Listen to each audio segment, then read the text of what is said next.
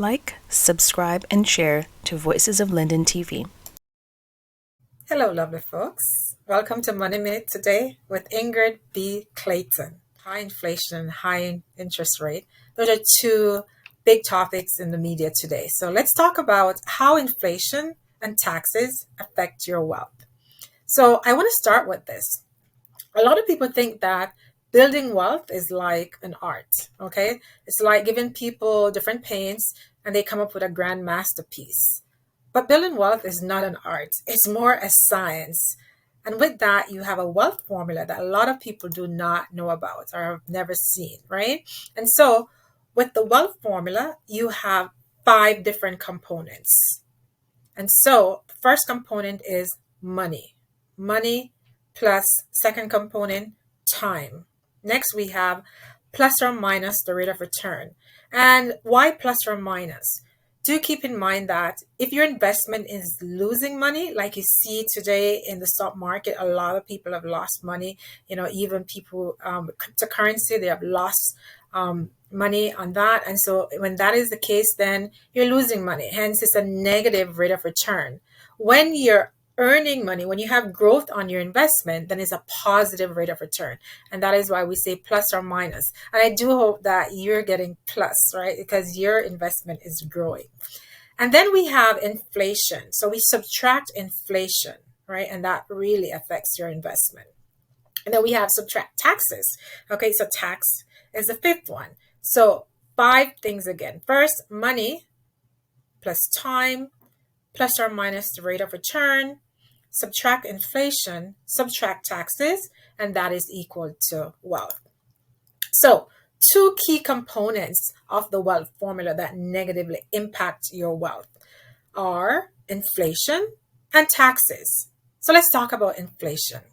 Now, inflation is often dubbed the silent killer of your money. Why?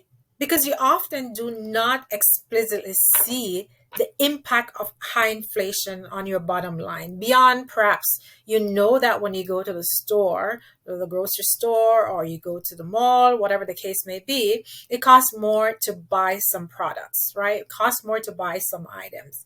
Or maybe you have some services done for you, and it costs more this year than it cost same service last year. So definitely you know that something is happening there. And we say, yeah, inflation is happening. Perhaps you also went to the supermarket last year and for say $200, you could walk out with 6 bags of good. But you go to the supermarket now and that same $200 is only giving you perhaps 4 bags, three, even. And so you know that something is happening.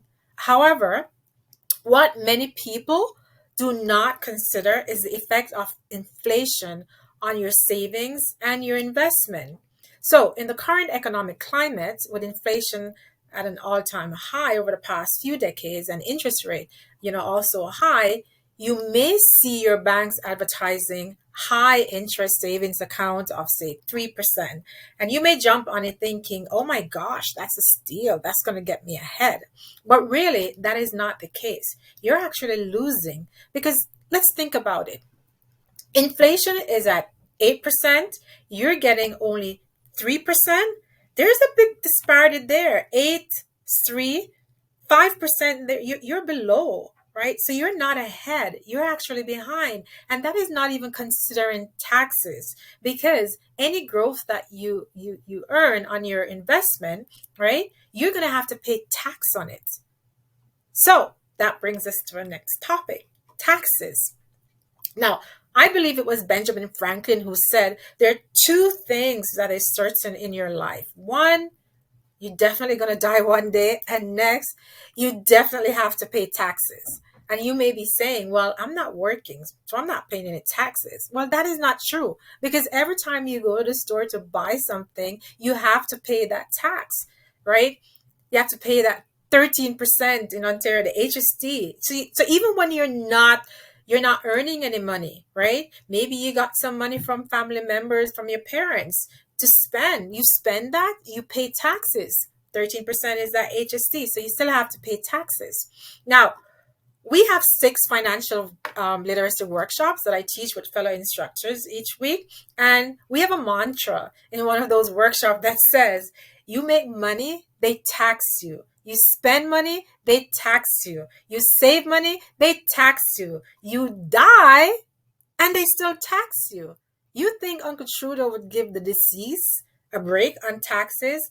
Oh no, they still tax you in the form of probate taxes, right? So paying taxes is a must. Now, while you may not have control over some of the taxes that you pay, such as income tax, property tax, you do have control over some. For example, you can limit the amount of taxes you pay by avoiding unnecessary spending. The more you spend, the more you pay. In fact, whenever you're spending, you're being double taxed. Why? Because you're using after tax money to spend. Uncle Trude already took his share from what you got on your paycheck. So when you spend, when you go spending, you're actually being taxed a second time when you pay the HST. So you see, you want to avoid being double taxed? Well, stop the spending, unnecessary spending, right? Start investing more. And there's a key way to invest, which I'm going to talk about soon. So you can also aspire to have some business income instead of just employment income, because employment income is one of the highest taxed income, right? With business income, you're taxed less because you're taxed on the profit, and even the rate at which you're taxed is lower, right? When you have a business and you're taxed, you usually pay about 15%. For employed income, you can pay up to 50%. My husband pays 50%, right? He probably makes too much money. I don't know why, but he's paying 50%, right, on his income. So having some business income is another way to reduce taxes.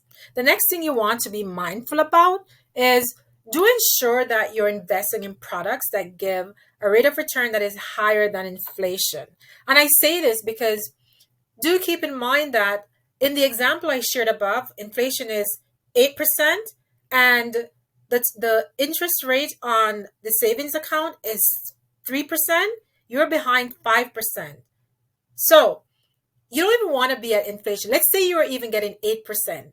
While 8% is better, the thing is you're still not ahead, because any growth that you have on your investment, you have to pay tax on it. So let's say you're getting even 8%, right?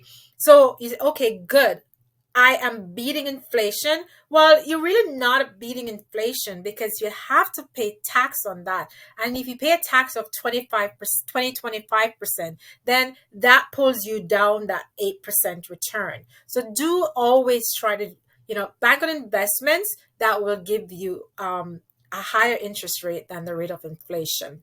So the key takeaway here is that when it comes to investing and savings, you should always aim for a rate of return that beats inflation. And this is where I will leave you today. Until next time, walk good.